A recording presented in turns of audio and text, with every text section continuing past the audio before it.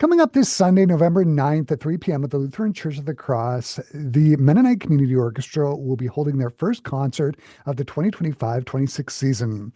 Called Juxta-composed, the concert showcases music that has very contrasting elements that form a cohesive whole. On the program will be Brahms' Symphony Number 1, the Overture to Mozart's Don Giovanni, and the aria Vedrai Carino to come from the same opera, as well as Giovanni Gabrieli's glorious Sonata Piano e Forte. This is sure to be a marvelous concert, and joining me here over Zoom to talk about the Mennonite Community Orchestra's concert, Juxtacomposed, I am joined by their director, Andrea Bell. Hey, Andrea, great to see you again. Hi, Chris. Nice to see you again. Mm. So before we get to the concert, I got to ask, you're a cellist and you took part in the International Cello Festival of Canada last week. I saw some pictures on Facebook. How was it for you? Did you have a great time with you and your students? It was awesome. What a great week of cello and music making.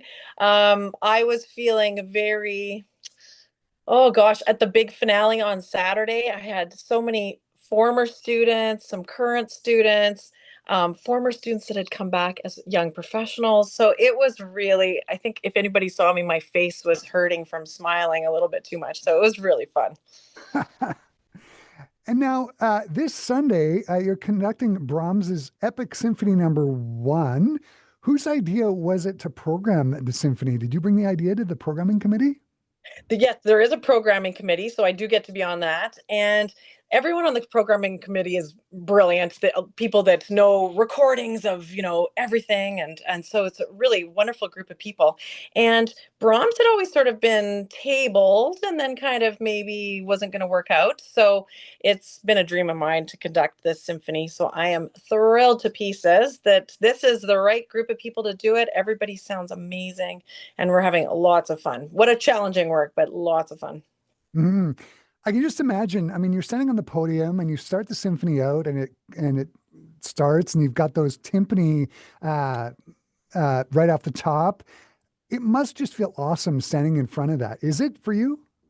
Oh, it is. Yeah, it's just such an epic start to that symphony and it's immediately like you're just being dropped into some battle, like some epic battle because it just seems like, oh, we're doing this. You're right into it right away, which is so amazing. And that timpani that just like a heartbeat Yeah. and this intense like strings just right off the top, this ascending string line that immediately makes you feel what's happening. It's really very cool. It's a very cool experience. Mm. One of the things about Brahms is it can look really easy on the page, but when you try to play it, it can prove to be really difficult because of the sound and rhythm and dynamics. For you as a conductor, what has been the most challenging thing about learning the score to Brahms 1? Have you been practicing your two against three? Yeah, totally. There's so many moments where you want to, be helpful by being the conductor, but also stay out of the way. I think that's sort of the challenge too, is that you want to let the musicians play and get out of the way, but also just sort of gently keep everybody together. So there's some really cool moments where you can feel it wants to get pulled apart because of some interesting rhythmic things.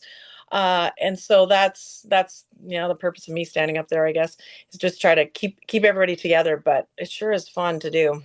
Yeah, I mean, one of the things I love about Brahms is the way he plays around with rhythm and this idea of Hocket, where he has like notes alternating all over the orchestra to create this one melodic line. How have the rehearsals been going, putting it together?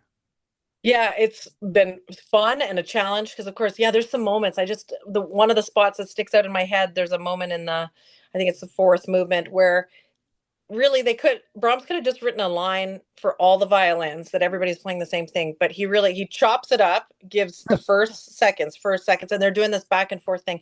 And you look at it on the page and it looks like, what is this mess? And then, you as a listener though, this is one of those things that's so cool. As a listener, you listen to it and you go, whatever, straight 16ths, who cares? It's like not a big deal. But meanwhile, the challenge of putting that together Yeah. is wild. Mm. Last night, I was working with one of my students, Norm, who's playing principal clarinet in the Mennonite Community Orchestra, and he and I were having a great time last night, just playing through the inner parts. Like, like it's just fabulous. Yeah. Uh, the orchestra is also going to be doing Mozart's Overture to Don Giovanni and Vedrai Carino. I hope I'm saying that right. How is conducting the Mozart for you different than conducting the Brahms?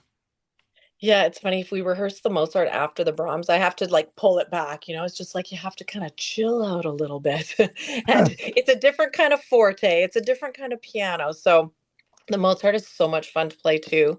And but yeah, it's definitely a different, more reserved kind of thing that we're trying to go for a little bit. But also, Don Giovanni was kind of a bad dude, so you got to kind of have a little bit of tension in there, which is fun. Yeah, yeah, yeah. Uh, Vedrai Carino, it's going to be sung by soprano Julia Norris. Have you had an opportunity to rehearse with her? Like, what do you know about her? And if you have had an opportunity, what has it been like? Yeah, so Julia came to rehearsal last week for the first time. She sounds gorgeous, absolutely gorgeous. So it was so lovely to have her and work with her. And yeah, what a beautiful aria. It's just gorgeous. And she really is doing a great job. So I think that's going to be a nice little combination, little sampler of the Mozart Don Giovanni. Hmm. And then on the program, you've got the Gabrieli Sonata Piano a Forte. It's a piece for brass. Are you going to be conducting this, or are you just going to let the brass players go for it and play it as a piece of chamber music? Well, you know what? They barely need me, of course. Those folks sound amazing. Our brass section is really wonderful. And yeah, Smith suggested the piece, and Gabrielli, gosh, I just love Gabrielli so much. So I'm very happy to be standing up there and pretend like I'm doing something with those folks. It sounds gorgeous. And I hear Gabrielli, and all I can think of is, you just imagine you're in some, St. Mark's Cathedral in Venice, and you've got Yeah. one brass group over there and another one on the other side of the church, and just having the antiphonal effects happening. It's so wonderful. Are they going to do it antiphonally, or are they just going to play it as a straight up No, I think we're brass gonna choir? be well. They'll be separated a little bit, I think, but yeah, physically in that space, it doesn't work as well to be over in a balcony. But that would be cool, though. Mm-hmm. It's been so great, Andrea. What are you looking forward to most about Sunday's concert? Well, I'm just so excited about this Brahms. This has been a bit of a dream for me to conduct this work, so I am thrilled to play pieces. I've played it a few times, of course, but never conducted it. So I'm really Mm, excited for our performance, and the musicians really sound fabulous. So I'm just so happy for everyone. I think it'll be a great concert. mm. I got to ask, how is playing the cello part in an orchestra different than conducting it? Ooh. Well, I always joke with musicians it's easier to conduct, I think, but if anything bad happens, well, let's blame it on the conductor. So I guess there's that responsibility too. Maybe in a cello section you can hide a little bit more than being the one flailing your arms around about on on the podium. But it is a different approach for sure, because yeah, playing versus conducting. I don't know. It's just I find it very joyful conducting. I really do. It's just so Mm, much fun bringing everybody together. And I try to bring my joy of the music into the musicians too. So if anybody's watching me, like the audience can't really see me, but I'm making faces and I'm happy and grumpy and doing all these things. It's kind of hilarious. mm. Andrea, as always, this has been terrific. I hope the concert on Sunday goes super well and the Brahms just shines. All the best, and thanks so much for making the time to sit down and talk to me today. It's been great. Thank you so much, Chris. For our Classic 107 listeners, the Mennonite Community Orchestra's concert called Juxta-composed takes place this Sunday afternoon at 3 p.m. at the Lutheran Church of the Cross. For more details, go to MennoniteCommunityOrchestra.ca or go to classic107.com. I've embedded a direct link to the show page and an article about the concert that you can find up there now. Andrea, thanks again. Thank you.